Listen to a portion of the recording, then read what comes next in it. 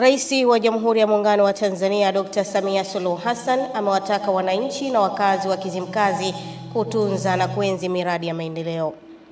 Ujenzi wa mradi mkubwa wa maji wa miji 28 unaojengwa kwa gharama ya shilingi bilioni 171 utakaogharamia zaidi ya wananchi wa wilaya za Korogwe, Handeni na Pangani mkoani Tanga umefikia 86%. Raia wa Zambia leo wamepiga kura katika uchaguzi mkuu wa rais, wa bunge na viongozi wa serikali za mitaa, huku rais wa sasa Hakainde Hichilema akitarajiwa kushinda muhula wa pili wa uongozi. Na katika michezo, mashindano ya Masoko Cup 2026 yametamatika leo kwa kukutanisha timu za Ilala Kilwa Market na Midizini Market, ambapo Ilala wameibuka kwa penalti 4-3.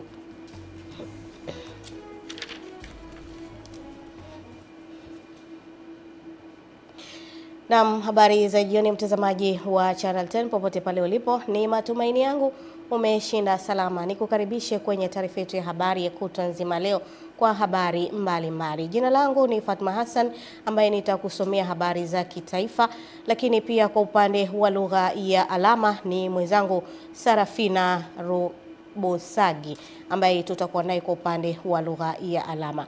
Karibu sana, tuanze na habari yetu. Rais wa Jamhuri ya Muungano wa Tanzania Mheshimiwa Dr. Samia Suluhu Hassan amewataka wananchi na wakazi wa Kizimkazi kutunza na kuenzi miradi ya maendeleo inayotekelezwa katika kijiji cha Kizimkazi na maeneo jirani ya mkoa wa Kusini, hususan kupitia tamasha la Kizimkazi.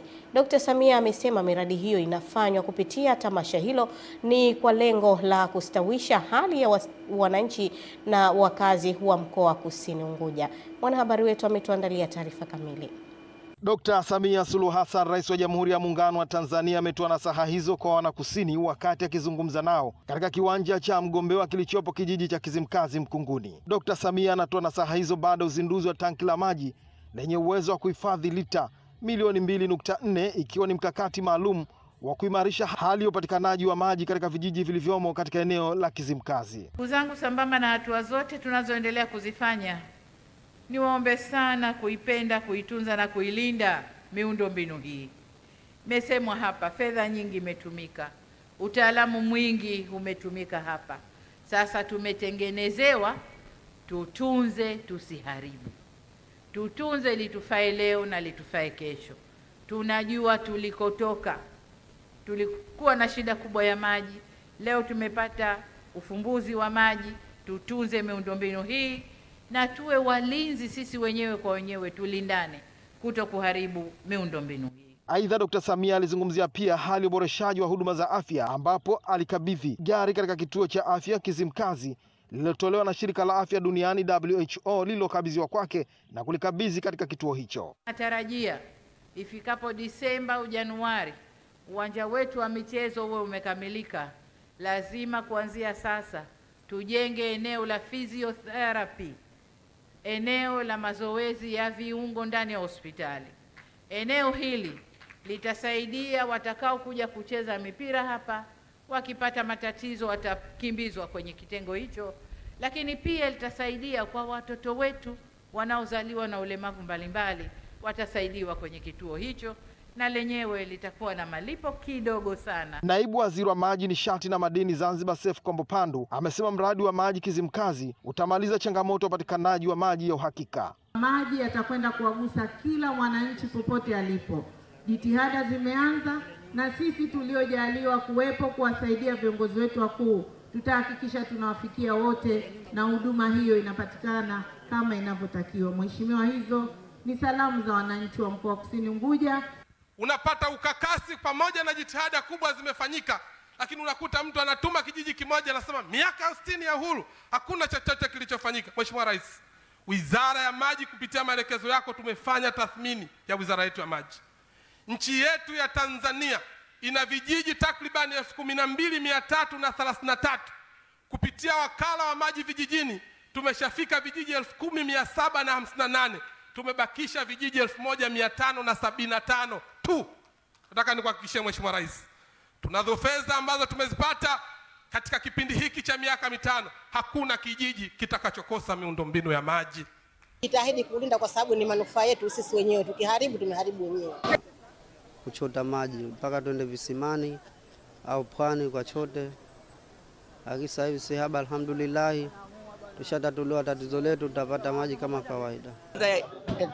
Tatulia dhiki wanake ya kubeba maji kichwani, katusaidia, umeturahisishia kazi ya maji ambayo kazi ya maji ni uhai. Tunashukuru kwa hilo. Mapema Rais Dr. Samia Suluhu Hassan alipanda mti katika kituo cha afya Kizimkazi na kutembelea kituo hicho cha afya Kizimkazi na kuweka jiwe la msingi chuo cha ufundi VETA Kibuteni. Juma Kasim, Channel 10, Zanzibar. Naam, shukrani sana Juma Kasim kwa taarifa hiyo. Ujenzi wa mradi mkubwa wa maji wa miji 28 unaojengwa kwa gharama ya shilingi bilioni 171 utakaohudumia zaidi ya wananchi 800,000 na wilaya za Handeni, Korogwe, Muheza pamoja na Pangani mkoani Tanga umefikia asilimia 86 utekelezaji wake, huku mradi huo ukitarajiwa kuanza kutoa huduma ifikapo Oktoba 31 mwaka huu, hatua ambayo imepongezwa na wananchi mkoani humo. Kutoka Handeni, Ernest Mbezi anaripoti. Huu mradi ni uwekezaji mkubwa ambao umefanywa na serikali hii ya awamu ya 6.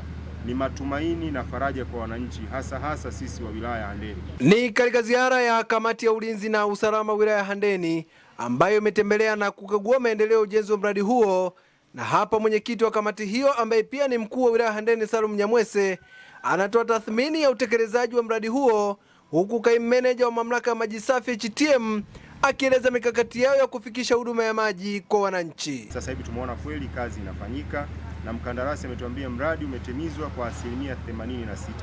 Kazi zilizobakia ni kazi za kuweka kuta kwenye maeneo ya mradi, lakini pia kufanya zile kazi za umeme. Na tunashukuru sana Mheshimiwa Rais, vifaa vingi vya umeme vimeshalipiwa na vimeshakuja nchini hapa. Tunategemea jinsi tunavyoenda mpaka mwishoni mwa mwezi wa 10 tutapata maji. Na kwa sasa mradi una asilimia zaidi ya 80. Kwa hiyo tuna imani mpaka mwishoni mwa mwezi wa 10 kwa tutapata maji na tutawakea yote ya maji Handeni, Korogwe na mpaka Pangani. Kufuatia hatua hiyo, baadhi ya wananchi wamepongeza juhudi za serikali za kutatua changamoto ya maji kwenye mkoa huu wa Tanga, huku wakimuomba mkandarasi kuongeza kasi ya ujenzi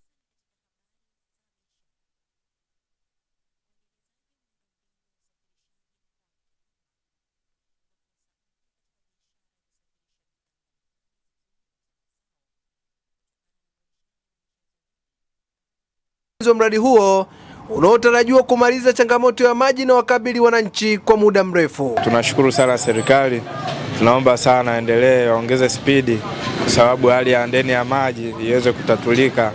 Tangu miaka hiyo mpaka leo bado maji imekuwa ni changamoto kubwa sana kwenye wilaya yetu. Bomba yametandikwa kwa wingi kutoka Korogwe kuja mlima wa Handeni ule ambao ndio tutapata tenki kubwa pale kuleta maji katika mji wetu wa Handeni. Tunaomba tu juhudi ziongezwe ili maji tuendelee kupata katika wilaya nzima ya Handeni. Tutoe rai kwa wananchi wa wilaya ya Handeni, Korogwe, Pangani na Muheza kwamba tuwe watulivu. Mradi wetu unaendelea vizuri na tutarajie kupata maji hayo safi na salama kwenye mabomba yetu kuanzia mwishoni mwa mwezi wa 10. Kutoka wilayani Handeni mkoani Tanga, mimi ni Ernest Mbezi, Channel 10. Asante Ernest Mbezi. Rais wa Zanzibar na mwenyekiti wa Baraza la Mapinduzi Dr. Hussein Ali Mwinyi amesema serikali itaendelea kuweka mazingira mazuri kwa sekta binafsi ili wamiliki wa sekta binafsi washiriki katika miradi ya maendeleo na uwekezaji. Pia Rais Mwinyi amewataka wakuu wa wilaya kuwaita wawekezaji kwenye maeneo yao, huku akifurahia uwepo wa tamasha la Kizimkazi ambalo amelitaka kuwa ni jukwaa muhimu katika kuimarisha hali za uchumi wa wananchi kupitia miradi ya maendeleo inayozinduliwa. Tupate taarifa kamili. Makofi mengi sana. Ni mradi wa nyumba za makazi ya amani kwa ajili ya makazi na biashara zilizopo Kibuteni, wilaya Kusini, mkoa wa Kusini Unguja, ikiwa ni miongoni mwa shamra za tamasha la Kizimkazi linaloendelea visiwani Zanzibar, katika kijiji cha Kizimkazi mkoa wa Kusini Unguja. Suala la upatikanaji wa nyumba bora na salama ni moja ya vipaumbele vya serikali katika kuwawekea wananchi mazingira mazuri ya kuishi na kufanyia biashara. Katika kutekeleza hili, serikali kupitia shirika la nyumba imeendelea kutekeleza miradi mbalimbali ya ujenzi wa nyumba bora za makazi na biashara kote nchini. Aidha, katika kufanikisha azma hii, serikali inashajihisha sekta binafsi kutokana na mchango wao mkubwa katika kukuza uchumi wa nchi. Akizungumza katika hafla ya uzinduzi wa nyumba hizo, Rais wa Zanzibar na Mwenyekiti wa Baraza la Mapinduzi Dr. Hussein Ali Mwinyi anasema serikali itaendelea kuweka mazingira mazuri ya uwekezaji ili sekta binafsi wamiliki wake waweze kutumia fursa za uwekezaji zilizopo nchini. Kwa upande wa serikali, tutaendelea kuweka mazingira rafiki kwa sekta binafsi ili iweze kushiriki kikamilifu katika ujenzi wa uchumi na maendeleo ya nchi yetu. Natoa wito kwa viongozi wa serikali katika ngazi zote kuendelea kutangaza fursa za uwekezaji zilizopo. Waziri wa Kazi na Uwekezaji Zanzibar, Sharifu Ali Sharif, akitoa salamu za Wizara ya Kazi, anasema ndani ya mkoa wa Kusini jumla miradi 351 imewekezwa. Na karibu 74% ya miradi hii iko katika sekta hizi ambazo tunaziona zikiwemo hizi accommodation, real estate, lakini na mahoteli ambayo ni miradi 206. Anasema ujenzi wa nyumba hizo utasaidia kufungua mkoa wa Kusini kiuchumi na kuongeza idadi ya watalii kutembelea mkoa huo. Bopa Enterprises tuliona mwelekeo huu na kuamua kuwekeza mapema. Tunaamini Kizimkazi ina nafasi kubwa katika ukuaji wa uchumi wa Zanzibar na uwekezaji wa leo. Mradi huu ina jumla ya vila 18 ambayo vila 8 tunaita Royal Villas. Mradi huo wa nyumba unazinduliwa ikiwa ni sehemu ya miradi iliyopangwa kufunguliwa ndani ya tamasha la Kizimkazi 2026. Juma Kasim, Channel 10, Zanzibar. Asante Juma Kasim. Tukitokea huko visiwani Zanzibar, sasa turudi jijini Dar es Salaam ambapo serikali imelipa kiasi cha shilingi bilioni 68 kwa makandarasi ndani ya mwezi Julai mwaka huu, ikiwa ni utekelezaji wa mabadiliko ya sheria inayohusu matumizi ya tozo ya mafuta ambayo yanataka 70% ya makusanyo yaende moja kwa moja kwenye mifuko minne ikiwemo wa barabara, huku 30% zipelekwe kwenye mfuko mkuu wa serikali. Tupate taarifa kamili kutoka kwa mwanahabari wetu. Kauli hiyo imetolewa jijini Dar es Salaam na Waziri wa Ujenzi Abdalla Ulega wakati wa ufunguzi wa mkutano wa mashauriano na wadau wa sekta ya ujenzi mwaka 2026. Amesema utekelezaji wa mfumo huo umeanza kuleta matokeo katika ujenzi, hususan katika upatikanaji wa fedha za kulipa madeni ya makandarasi na kuendeleza miradi ya barabara na kuondoa changamoto ya ucheleweshaji wa malipo, hatua ambayo inaathiri ukamilishwaji wa miradi hiyo kwa wakati. Waziri Ulega amesema sekta ya ujenzi ni kichocheo muhimu cha utekelezaji wa Dira 2050 katika kuziwezesha sekta zingine kukua. Akatumia fursa hiyo kuitaka bodi ya makandarasi CRB ambao ndio waandaaji wa mkutano huo kuhakikisha wanatekeleza majukumu yao kwa mujibu wa mkataba, huku akiwataka makandarasi wa ndani kuongeza ujuzi na kasi ili waweze kushindana sokoni. Serikali imeamua ile 30% ambayo inakwenda moja kwa moja kwenye mfuko mkuu, kila mwezi itatoa bilioni 100 kwa lengo la kulipa madeni ya wakandarasi na makandarasi. Msajili bodi ya makandarasi CRB Ruben Nkori amesema licha ya fursa zilizopo kuelekea Dira 2050, makandarasi watimize wajibu wao kulingana na mikataba yao, ikiwemo kuwa makini kuanzia wanapoomba zabuni mpaka kukamilika kwake, pamoja na kutumia wataalamu wa fani stahiki, jambo ambalo litachochea ukuaji wa uchumi wa taifa. Hii ni fursa kubwa kwa makandarasi na wadau wengine wa sekta ya ujenzi, lakini pia ni wajibu unaowataka wakandarasi kujipanga katika kuongeza uwezo wao wa kitaalamu, kifedha, kiutawala na kiteknolojia ili uweze kutekeleza miradi kwa ubora. Kutoka Dar es Salaam, Beatrice Eric, Channel 10. Naam, asante Beatrice Eric. Mkuu wa mkoa wa Iringa Kheri James amewataka watumishi wa umma mkoani humo kutanguliza mbele misingi ya utumishi wa umma katika utekelezaji wa majukumu yao ya kila siku, kwa kuzingatia weledi, uadilifu, uwajibikaji na utu ili kujenga utumishi wenye tija unaozingatia maslahi ya wananchi na unaochochea utoaji wa huduma bora. Amesema hayo wakati akifungua wiki ya kliniki ya utumishi iliyolenga kuwajengea uwezo watumishi wa serikali na taasisi zake mkoani humo. Clement Sanga ana undani wa taarifa hii. James amesema watumishi wanapaswa kuwa na utayari wa kusikiliza na kutatua changamoto mbalimbali za wananchi kwa kuzingatia sheria, kanuni na utaratibu wa utumishi wa umma, huku wakiepuka vitendo vinavyoweza kudhoofisha imani ya wananchi kwa serikali. Mtoe huduma kwa weledi, uadilifu na heshima kwa wale wote ambao wanakuja mbele yetu. Pili, msikilize kila mtumishi na mstaafu bila ubaguzi wa aina yoyote. Tatu, toeni majibu yanayozingatia sheria, kanuni na miongozo ya serikali kama ambavyo tunaifahamu. Na hapa mkuu huyo wa mkoa akaweka wazi malengo mahususi ya kliniki hiyo. Tunapojenga msingi wa ustawi wa jamii, maendeleo ya jamii, utawala bora na utawala wa sheria bila kumwezesha anayetenda na kusimamia, bado tunakuwa hatujafanikiwa. Katibu utawala msaidizi ambaye pia ni mratibu wa kliniki hiyo, Nuru Sovela, amesema madawati mbalimbali yamewekwa katika kliniki hiyo kwa ajili ya kupokea, kusikiliza na kushughulikia kero, changamoto pamoja na maoni ya watumishi. Tutafanya zoezi hili kesho mpaka tarehe 20 tukizunguka halmashauri zetu zote 5 ambazo tumezitenga kwa kiwilaya. Kila wilaya tutakaa siku 2. Kwa hiyo tunaendelea kuwahimiza watumishi wote walioko katika mkoa wa Iringa, wale watumishi wa umma wote waje tuweze kusikiliza kero zao. Tumeandaa madawati mbalimbali, madawati ya mfumo, kuna madawati ya mishahara. Imeelezwa kuwa utumishi bora wa umma unapaswa kuakisi dhamira halisi ya serikali katika kutoa huduma kwa wananchi. Clement Sanga, Channel 10, Iringa. Waziri wa Mifugo na Uvuvi Balozi Dr. Bashiru Ali Kakurwa ameagiza kuchunguzwa na kuchukuliwa hatua kali baadhi ya maafisa ardhi katika halmashauri ya mji wa Bunda baada ya kupokea malalamiko kutoka kwa wananchi. Musa Makala anaripoti kutokea Mara. Balozi Daktari Bashiru Ali Kakurwa anapokea malalamiko ya wananchi hapa halmashauri ya mji wa Bunda mkoani Mara, ambapo wananchi wamesema kumekuwepo na unyang'anyi katika viwanja na kupimiwa wengine, jambo linaloleta sintofahamu miongoni mwao. Ndugu zangu wameziko pale, lakini leo huyo mtu amechukua hali ile, amejiongezea kuja kaskazini kwenda kusimba kwenye nguzo za umeme, kachukua yote, alafu mtu mwenyewe kwa taarifa yako hatujawahi kumuona toka amechukua hali hiyo mwaka 1998, hatujawahi kumuona uso kwa uso. Hawa tunaumia sisi maskini, hatuna shamba, tunauma njaa kwa sababu ardhi imechukuliwa na watu wengine. Ni miaka 16. Sijengi, siboreshi, sizalishi. Kufuatia hali hiyo, waziri wa Mifugo na Uvuvi ambaye anafanya ziara maalum mkoani Mara anatoa maelekezo. Naomba Mheshimiwa Mkuu wa Mkoa tuendelee kufuatilia jambo hili kwa pamoja ili tuweze kuona matatizo aliyosema Bwana Chacha Bina kwa hisia kali, na hapa sikutani nimeona hisia zako, na hisia za ardhi ni hisia ngumu.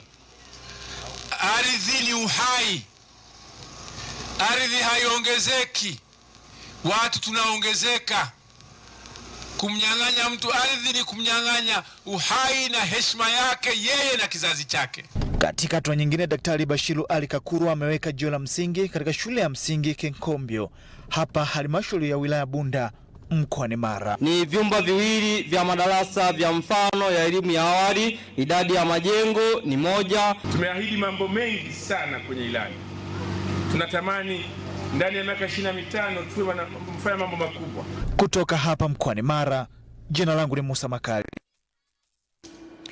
Utafiti wa mradi wa mifugo na misitu wa Chuo Kikuu cha Sokoine cha Kilimo SUA na Chuo cha Kumbukumbu ya Mwalimu Nyerere pamoja na Chuo Kikuu cha Copenhagen cha nchini Denmark umebaini kuwa inawezekana shughuli za ufugaji, kilimo na uhifadhi wa misitu kufanyika kwa pamoja na kupunguza migogoro endapo jamii zitashirikishwa katika kupanga na kusimamia matumizi ya rasilimali za ardhi. Taarifa ya Jimmy Mengele kutoka Dodoma inafafanua zaidi.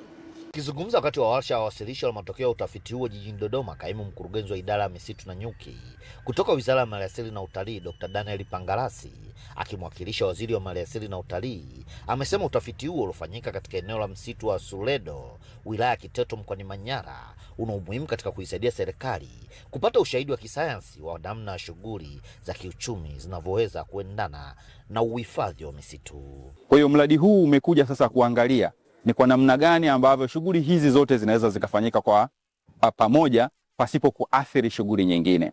Kwa upande wake, mkuu wa mradi wa mifugo na misitu Profesa Jumanne Abdallah amesema katika utafiti wa wanafunzi watatu wa shahada ya uzamivu PhD walifanya tafiti katika maeneo tofauti, ikiwemo kuchunguza sera, sheria na mifumo inayohusiana na mifugo na misitu, mahusiano ya wafugaji na jamii wanapoingia katika msitu wa jamii, pamoja na athari za kimazingira zinazoweza kujitokeza kutokana na mifugo kutumia maeneo ya misitu.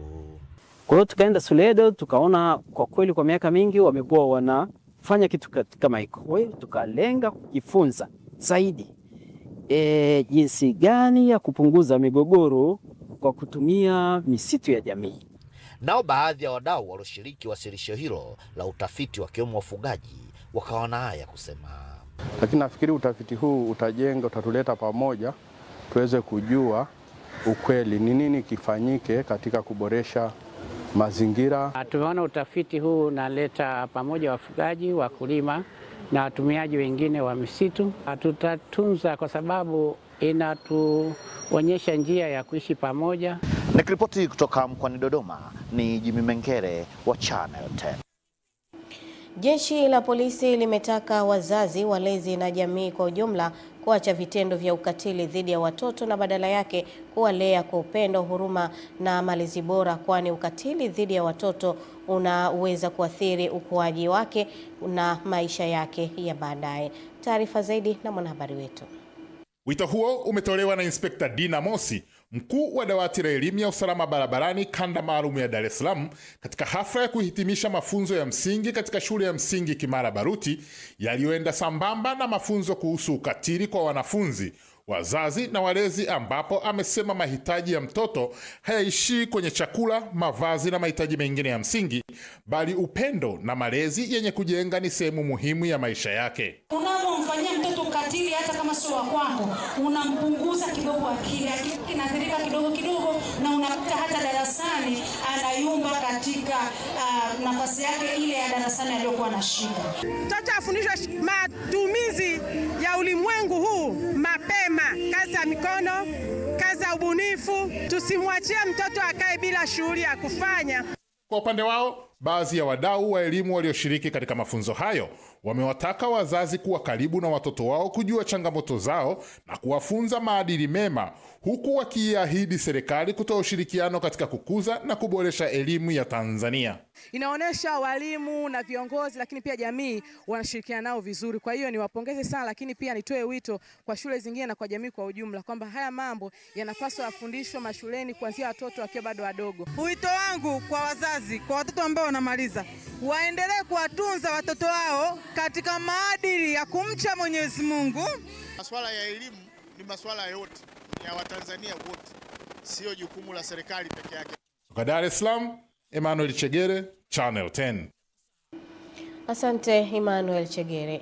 Waziri wa Nchi Ofisi ya Waziri Mkuu, Sera, Bunge, Uratibu na wenye ulemavu, Profesa Palamagamba Kabudi amehimiza wananchi kuendelea kuzingatia matumizi sahihi ya alama za taifa, hususan rangi na muonekano wa bendera ya taifa kwa mujibu wa sheria. Tupate taarifa kamili.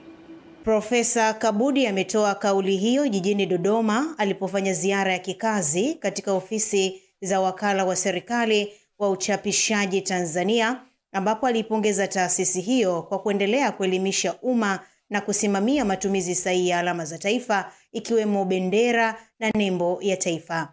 Aidha, amesema mabadiliko ya idara kuwa wakala wa serikali yanalenga kuongeza ufanisi katika utekelezaji wa majukumu ya serikali pamoja na kuiwezesha taasisi hiyo kuendelea kupanua shughuli zake kulingana na mabadiliko ya teknolojia, uchumi na mahitaji ya kimkakati. Sheria ile ya alama za taifa, bendera yetu haina rangi ya njano, imeelezwa wapi wazi, ina rangi ya dhahabu golden. Na kupongeza wakala wa serikali wa uchapishaji Tanzania kulishikilia jambo hili kwa nguvu.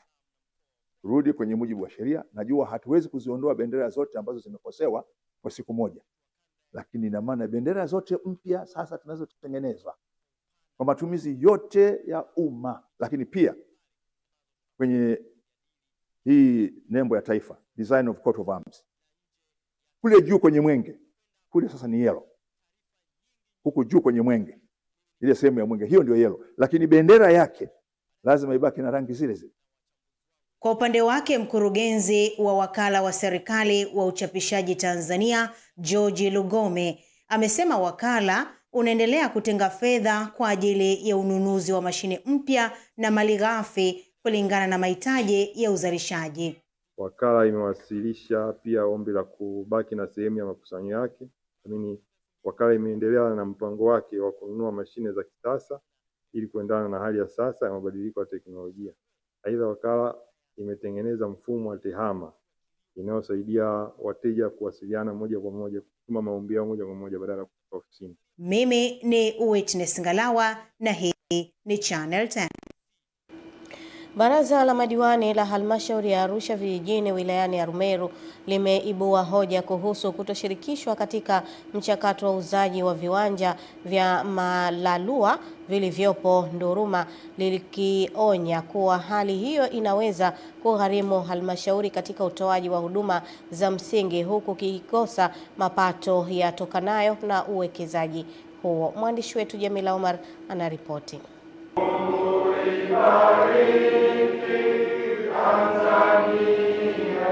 Madiwani hao wameeleza hayo katika kikao cha kwanza cha baraza la madiwani kwa mwaka wa fedha 2026-2027, wakisema wawekezaji watakaonunua viwanja hivyo baadaye watahitaji miundombinu na huduma za kijamii ambazo gharama zake zitaibukia kwa halmashauri. Mauzo haya yamefanyika na kamati haijashirikishwa kwa lengo la kutambua na kushauri. Maana yake tunaona wazi kabisa kwamba huenda ikawa na ndivyo itakavyokuwa, halmashauri yako itabebeshwa mzigo mkubwa. Hata hivyo, mkurugenzi wa halmashauri ya wilaya ya Arusha vijijini Suleiman Msumi amesema eneo la malalua ni mali ya serikali kupitia Wizara ya Fedha na kwamba utekelezaji wa mradi huo unasimamiwa na Wizara ya Ardhi. Kuhusiana na halmashauri kushirikishwa au kutokushirikishwa ni utashi wa mmiliki, kwani hakuna sheria inayombana mmiliki kushirikiana na halmashauri. Hatuwezi kuihoji wizara maamuzi yake kabisa, japo ni kuhusu utaratibu. Sasa kuhusu utaratibu ndio tunatafuta sasa huko. Naye afisa ardhi wa halmashauri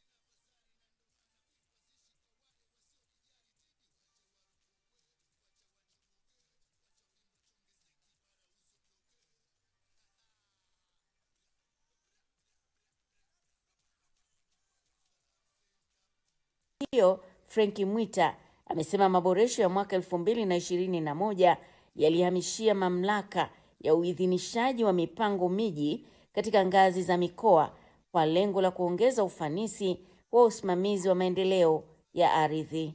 Kutoka serikali kuu, halmashauri inapata gawio na kodi ya majengo ambayo inaingia halmashauri. Kwa hiyo kwa maana mchango maendeleo yatakayofanyika halmashauri itapata.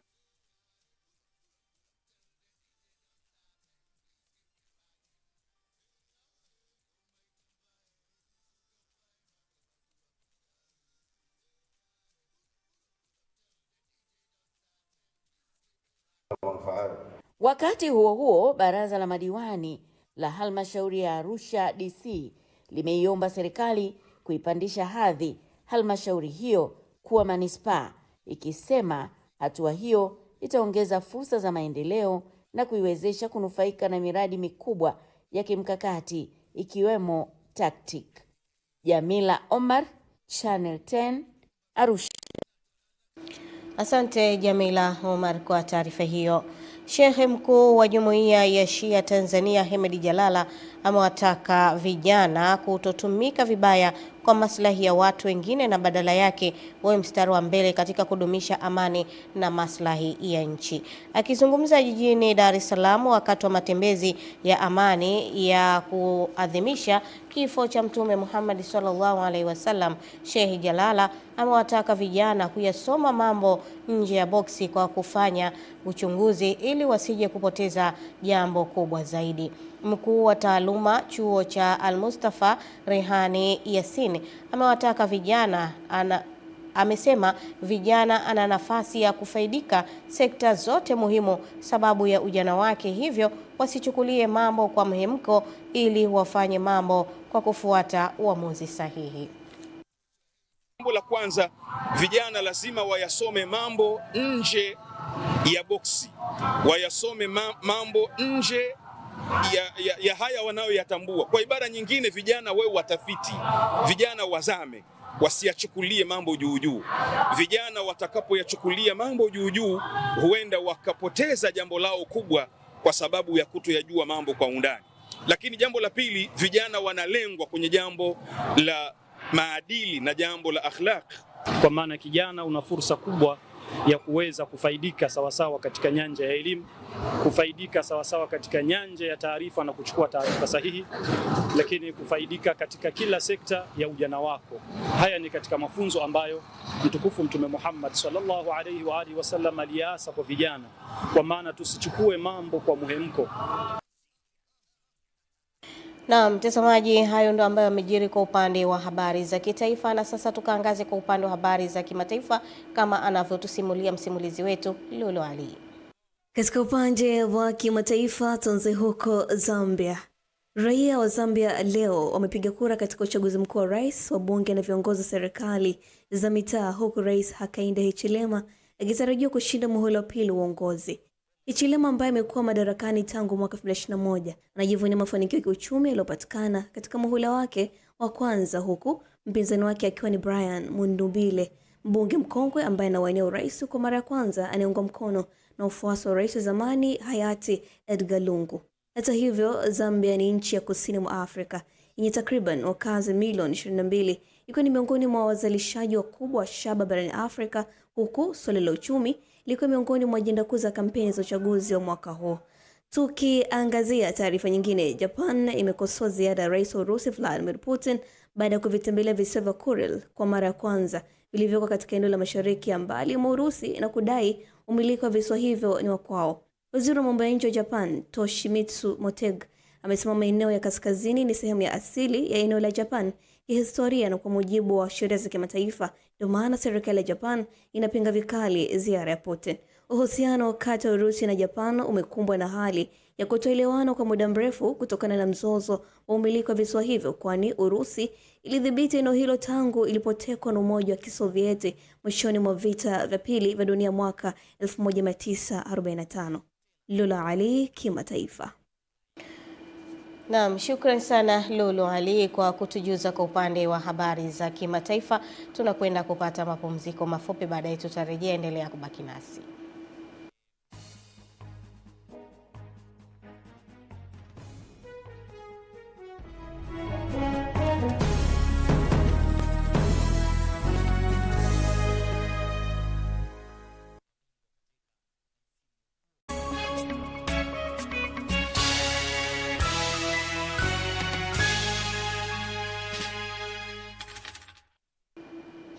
Naam, shukrani sana kwa kuendelea kusalia nasi, na ikiwa wewe ndo kwanza unaungana nasi, ni habari ya kutwa nzima leo kutoka hapa Channel 10.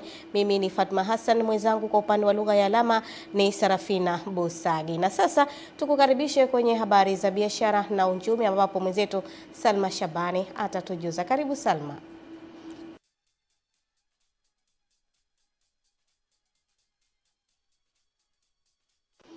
Naam, Fatma Hassan, leo kwenye habari za biashara na uchumi, yale ambayo tuko nayo ni pamoja na uendelezwaji wa miundombinu ya usafirishaji mkoani Kigoma.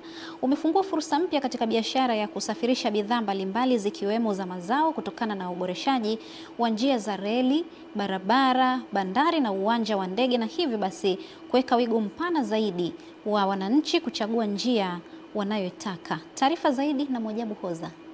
Mabadiliko haya yameongeza matarajio kwa wafanyabiashara kutumia fursa ya usafirishaji wa bidhaa kutoka Kigoma kwenda maeneo mbalimbali ya ndani na nje ya nchi. Katika kuunga mkono fursa hizo, shirika la Posta limeanzisha kampeni ya kuhamasisha wananchi kutumia huduma zake kusafirisha bidhaa kwa usalama, uhakika na kwa urahisi. Tunataka huduma ya usafirishaji iwe rahisi, ya uhakika na yenye gharama inayoweza kumwezesha mfanyabiashara kubaki na faida na kuendeleza kukuza biashara yake. Tunafungua fursa masoko ya kimataifa, kuongeza mauzo ya bidhaa za Tanzania, kuongeza shughuli za kiuchumi na hatimaye kuchangia ongezeko la mapato ya serikali na uchumi wa taifa. Na application inaitwa Posta Kiganjani. Ukiwa na ile app, ukishafanya registration, ukawa notify watu wa Posta, wakaja nyumbani kwako kwa ajili ya kucollect ule mzigo. Kampeni hiyo inalenga kuwafikia wafanyabiashara na wananchi wanaotaka kutumia fursa ya mtandao wa shirika la Posta kusafirisha bidhaa katika nchi mbalimbali ikiwemo nchi wanachama 192 duniani. Kupitia kampeni hii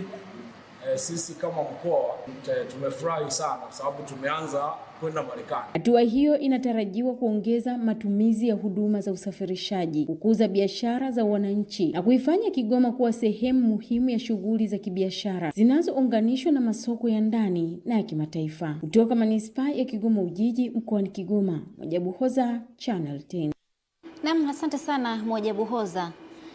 Baadhi ya wanawake wameeleza kuwa wamekuwa wanapitia changamoto mbalimbali ikiwemo kufanyiwa ukatili pindi wanapoibua na kutetea haki za umiliki wa ardhi, hivyo basi kuwanyima fursa muhimu ya kuweka biashara na uchumi mikononi mwao. Mwandishi wetu Leonard Mwacha kutoka Dodoma ana taarifa kamili.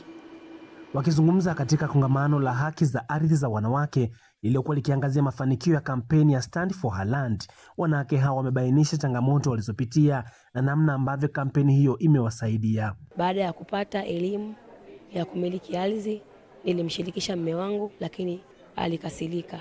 Kanitelekeza miaka 2 na watoto, lakini baada ya kuendelea kupata elimu kupitia shirika la miiko kuja kwetu, nikamfuata, kampa elimu. Alirudi kwenye familia, akanimilikisha ardhi, baadaye akaninunulia nyumba. Nimetetea haki ya mama na dada na watoto wake wa kike.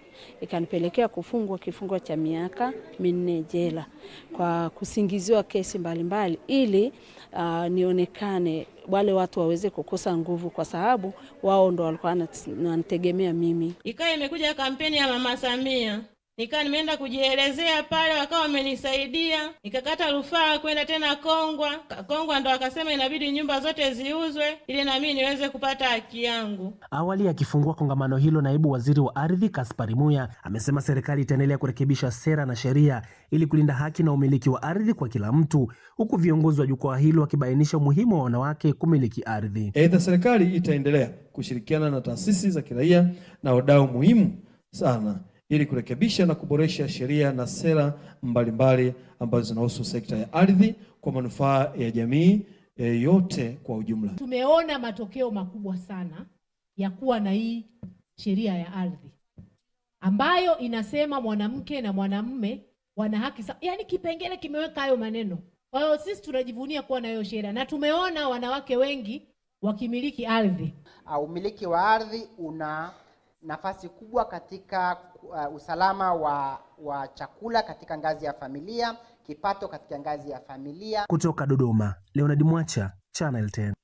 Wakati Tanzania ikijielekeza katika kuwezesha sekta binafsi kushiriki kikamilifu katika utekelezaji wa dira ya maendeleo ya taifa ya mwaka 2050, kampuni za bima zimeeleza kushiriki katika kuimarisha mitaji ya wawekezaji kwa kuwawezesha kifedha na kiujuzi kupitia kampuni ya bima ya Kenya ya REA, ambayo jukumu lake kubwa ni kuongezea makampuni mengine ya bima mitaji ili yaweze kulipa wateja wake bima kwa kiwango stahiki.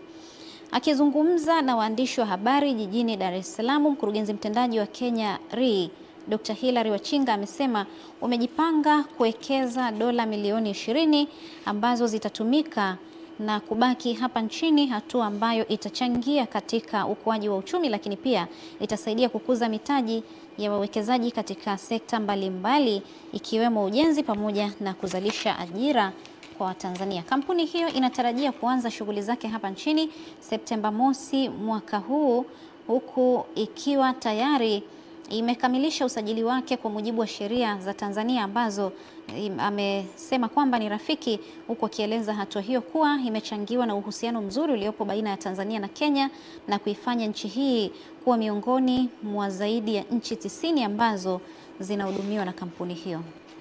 Ya kusema lazima uifanye hapa inamaanisha hakuna pesa inatoka Tanzania kwa Tanzania shilling ikuwe converted to euro ama dollar iende abroad, inabaki hapa. So setting up here means we are extending our capacity to participate in economic development ya Tanzania. So Tanzania inaweza sasa fanya project kubwa kuliko venye ilikuwa inafanya because Kenya imeleta capacity hapa. Ni muda sasa wa kuangalia viwango vya kubadilishia fedha za kigeni kwa shilingi ya Tanzania kwa mujibu wa Benki Kuu ya Tanzania BOT.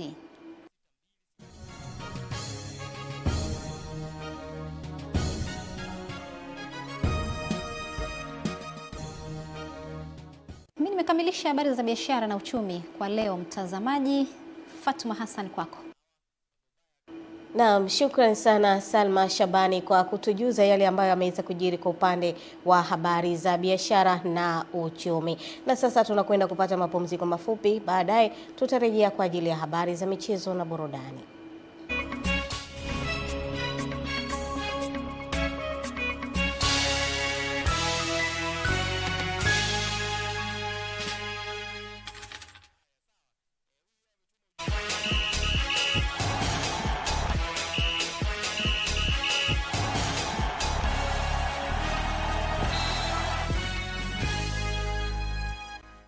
Naam, asante kwa kuendelea kutuchagua. Hii ni Channel 10 Habari. Alikuwepo hapa Fatuma Hassan kutupitisha kwenye habari za kitaifa, na sasa ni wasawa habari za michezo na burudani. Golikipa wa kisasa wa mpira Eden Bahati niko hapa kukujuza katika mengi ambayo yamejiri viwanjani, nikianza na habari za michezo kitaifa. Timu ya Soko la Ilala Kilwa imetoa ubingwa michuano ya Masoko Cup kwa msimu wa 2026 baada ya kuibuka na ushindi wa penalti 4-3 dhidi ya Soko la Midizini katika mchezo wa fainali uliopigwa kwenye uwanja wa Kinesi jijini Dar es Salaam. Kenny Malila alikuwa shuhuda wa mchezo huo. Fainali ya Masoko Cup 2026 sisi ni familia imemalizika hapa katika uwanja wa Kinesi, na timu ya Soko la Ilala Kilwa imefanikiwa kuibuka mabingwa baada ya ushindi wa mikwaju ya penalti 4-3 dhidi ya timu ya Soko la Midizini. Twende tukasikilize kile ambacho wachezaji na makocha wamekizungumza katika mchezo huu wa fainali. Kujituma kwa wachezaji wetu toka mwanzo kabisa. Wachezaji wetu tulikuwa tunajituma sana na mipango ya management yetu, tulijipanga vizuri, mwisho wa siku ndio haya hapa mafanikio yao. Tumepambana ndani ya dakika 90, matokeo yalikuwa ni suluhu. Tumeenda kwenye hatua ya matuta, bahati haikuwa yetu. Kwa hiyo bahati tumepata. Usijali. Si wana Midizini, tunapambana msimu ujao. Tuko pamoja. Mashindano kweli yalikuwa ni mazuri, yanavutia. Katika mashindano ya Masoko Cup yanachukua hamna mashindano yote yanafananishwa na Masoko Cup, kwa sababu Masoko Cup ukitoa ligi kuu inaopendwa zaidi ni Masoko Cup. Kwa furaha kwa sababu kila mchezaji anapenda kuchukua makombe kama hivi. Kwa furaha mimi na wachezaji wenzangu. Ilikuwa ngumu kiasi gani uwanjani?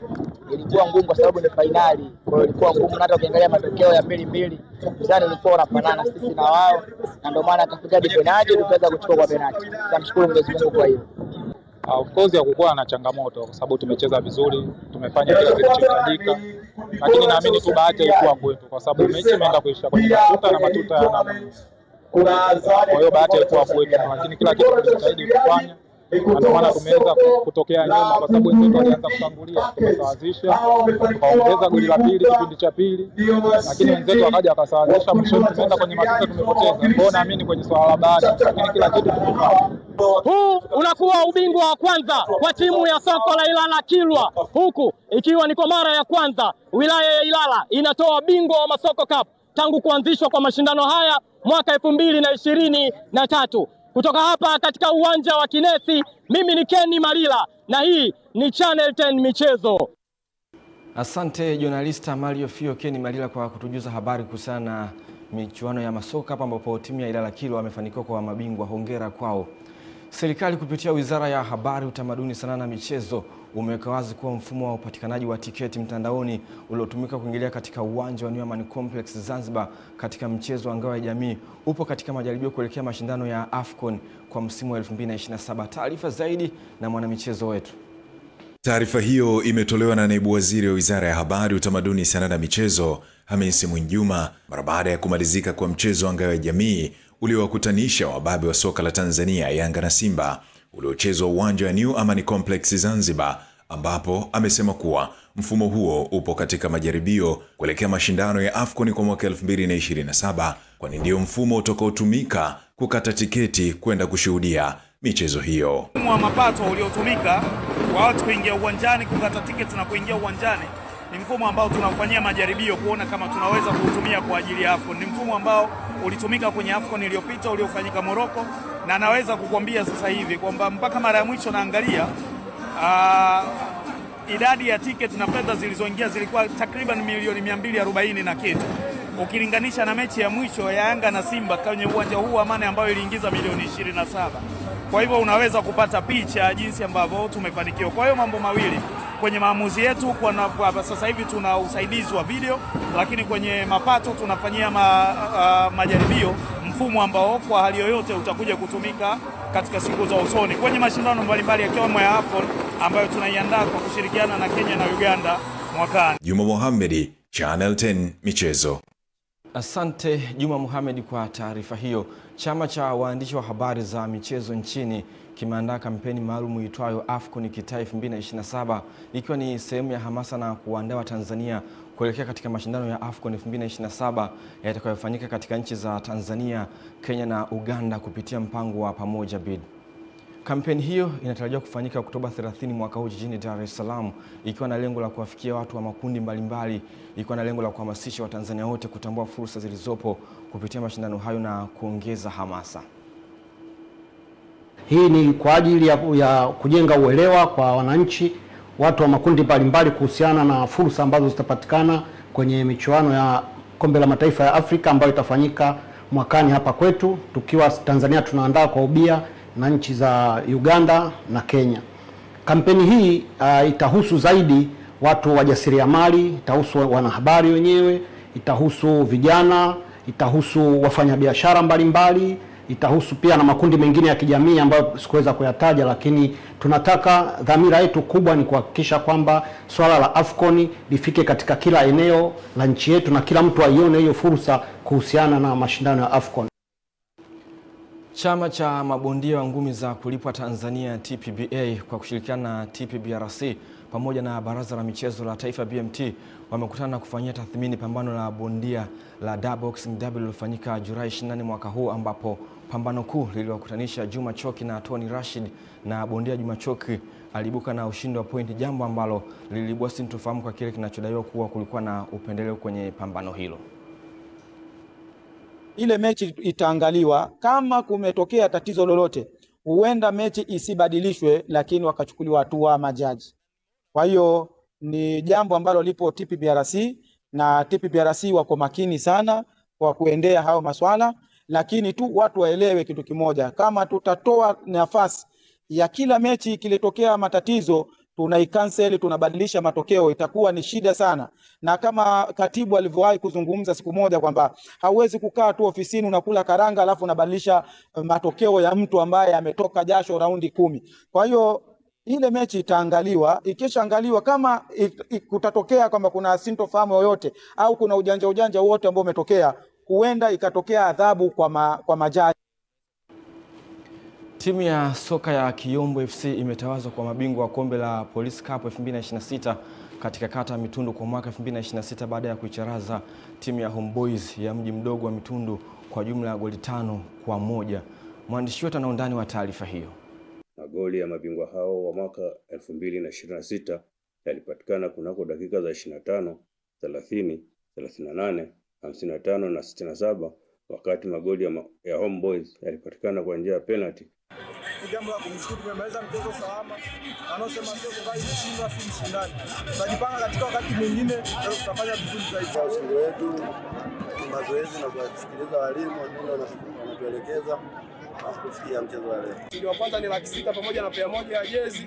Mshindi wa pili ni 400,000. Akikabidhi zawadi kwa washindi wa mashindano hayo, mkuu wa kituo cha polisi kata ya Mitundu ASP Oswald Monthari akasema kwamba lengo la mashindano hayo ni kuifanya jamii kuwa karibu na jeshi hilo. Kwa nini tumeita Police Cup? Yaani ni kwa ajili ya kuweza kuwachukua wanajamii kuwaweka karibu na polisi ili kuweza kuzuia nini? Uhalifu. Uhalifu huko ni wa aina nyingi, lakini kwa njia hii ya michezo tunaweza kuzuia kwa utoaji wa taarifa, lakini hata mtu kama alikuwa na hamu ya kufanya uhalifu ataacha, akasema ngoja nikajiingize kwenye shughuli ya michezo ili niweze kuweza kupata kukuza kipaji na kuweza kupata kipato. Lakini mwaka jana pia nimezamini. Sasa leo hii natoa zawadi kwa waliofunga magoli. Kila goli moja inatoa shilingi 5,500. Kutoka wilayani Manyoni mkoani Singida, ni maana mchezo wako kiungo mstaarabu Jumbe Ismail wa Channel 10. Mabingwa wa Ulaya klabu ya PSG wametoa ubingwa wa UEFA Super Cup baada ya kuwafunga mabingwa wa Europa League Aston Villa kwa mabao 2-1 katika mchezo uliochezwa usiku wa jana mjini Salzburg nchini Austria.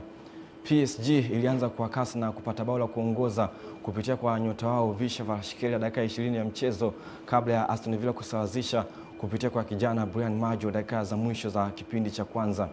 Katika kipindi cha pili Diza Doué alifungia PSG bao la ushindi dakika 61 na kuhakikisha timu hiyo inabeba taji hilo kwa mara ya pili mfululizo. Ushindi huo umeifanya PSG kwa miongoni mwa klabu chache zilizowahi kutoa UEFA Super Cup mara 2 mfululizo, huku kocha Luis Enrique pia akiendelea kuongeza idadi ya mataji yake akiwa na PSG akifikisha mataji 13 katika miaka mitatu aliyohudumu katika jiji la Paris. Kwa ushindi huo PSG inaendelea kujenga utawala wake katika soka la Ulaya baada ya mafanikio makubwa katika miaka ya hivi karibuni. Hapo hatuna la ziada kutoka kwenye chumba cha habari za michezo na burudani. Kwa niaba ya wote, mimi ni golikipa wa kisasa wa mpira Eden Bahati, nirejeshe matangazo kwake Fatuma Hassan kwa ajili ya kuhitimisha habari ya kutwa nzima ya leo. Naam, shukrani sana Eden Bahati kwa kutupitisha katika habari za michezo taifa lakini pia kimataifa. Lakini pia tuwape hongera sana Eden Bahati kwa upande wa Masoko Cup, namna yalivyokwenda tangu yameanza mpaka yamekamilika, na Ilala Kilwa wakatoka na ushindi kwa siku hii ya leo kwa ligi ya mwaka huu 2026. Hakika ilikuwa ni michuano bora na bingwa amepatikana, ni bingwa mpya. Mabingwa wote wa msimu huu hawakufanikiwa kufika fainali, na watu wanasema Masoko Cup ndo habari ya mjini. Ikitoka ligi kuu inafuatia michuano ya Masoko Cup. Watu wanasema mwakani watakuja kuzishambulia fomu. Shukran sana. Haya, sisi basi mtazamaji hatuna la ziada. Tukushukuru sana wewe ambaye umeweza kufuatilia matangazo yetu hasa katika habari ya kutwa nzima ya leo. Kwa niaba ya wote tunawatakia usiku mwema.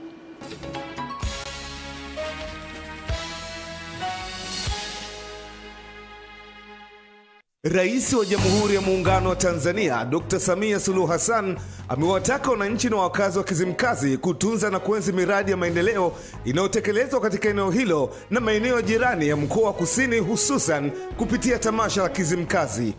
Ujenzi wa mradi mkubwa wa maji wa miji 28 unaojengwa kwa gharama ya shilingi bilioni 171 utakaohudumia zaidi ya wananchi 800,000 wa wilaya Korogwe, Handeni, Muheza na Pangani mkoani Tanga umefikia 86% na unatarajiwa kuanza kutoa huduma Oktoba 31 mwaka huu. Raia wa Zambia leo wamepiga kura katika uchaguzi mkuu wa rais, wa bunge na viongozi wa serikali za mitaa, huku rais wa sasa Hakainde Hichilema anatarajiwa kushinda muhula wa pili wa uongozi. Na katika michezo, mashindano ya Masoko Cup 2026 yametamatika leo kwa kukutanisha timu za Ilala Kilwa Market na Midizini Market, ambapo Ilala wameibuka kwa penalti 4-3.